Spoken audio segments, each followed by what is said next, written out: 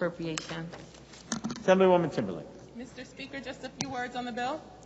Well, are we on that? Home. Go for What does it mean to you? Is it comfort, security, family, warmth? Through COVID, home meant classrooms. Home meant workplaces. Home meant a safe place to shelter in place. Or how about a job, a career? What does that mean to you? So many people lost their income during the pandemic, snowballing into debt. Families waited in food lines wrapped around places of worship. Buried loved ones unexpectedly. Families broken economically and emotionally. For the last 16 months, I have fought alongside amazing seasoned advocates and, of course, my colleagues to make sure landlords, tenants, and homeowners did not lose their assets and a tsunami of evictions was prevented. Yeah. We worked so hard on this bill.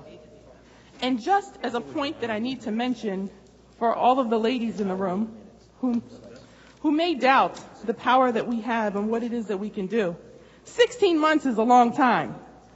In that process, I grew and birthed my son, and hours after an unmedicated birth was having conversations to negotiate these very protections in the bill, as it was the same day our governor called for the protections in his budget address.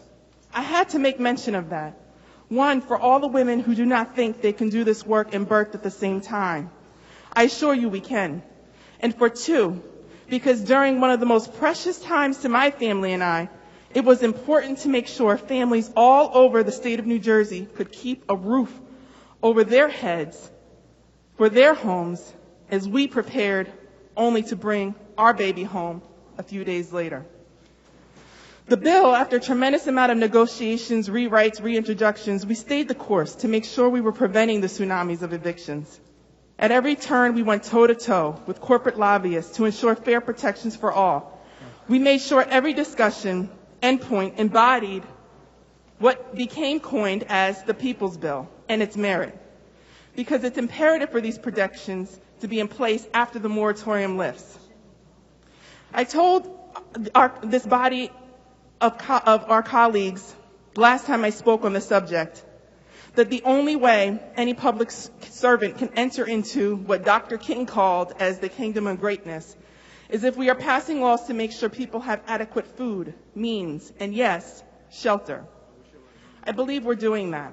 And I want to thank all the proven advocates who worked hard, with honorable mention going to the Housing Community Development Network of New Jersey, New Jersey Citizen Action, Latino Action Network, Fair Share Housing, Anti-Poverty Network, New Jersey Organizing Project, just to name a few.